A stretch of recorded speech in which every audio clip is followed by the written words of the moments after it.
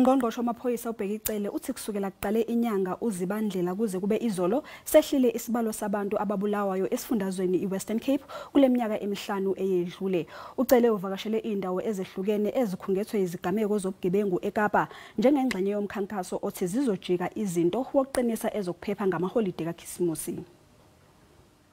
uBheki Cele uvakashela abasanda ukuqashwa embuthweni wamaphoyisa endaweni ekhungethwe ubugebengu iCape Flats. Kujutshwa amaphoyisa angaphezulu kwenkulungwane eWestern Cape kanti uCele ukholwa ukuthi ukwandiswa kwesibalo kuzosiza kakhulu ekulweni nobugebengu. I'm not losing the fight.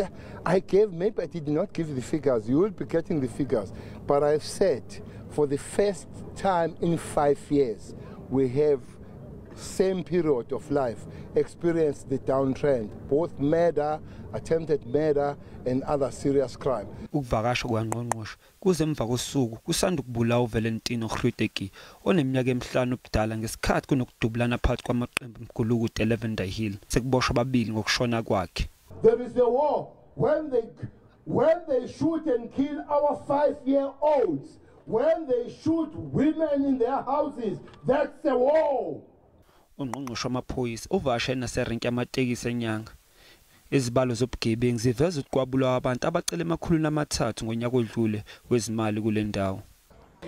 It is very violent around here, but I would say for myself, because where we are right now, there is no crime in the rank, so this is the safe place for us.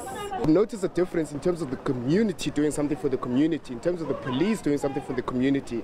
I'm not sure, I'm only seeing them now, to be honest, only today.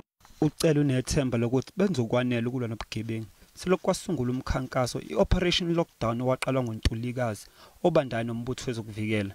Sekuboshwa abantu abayisikulungwane 2,200 kulo mkhankaso kwashaqwa nesibhamu ezingaphezulu kwenkulungwane.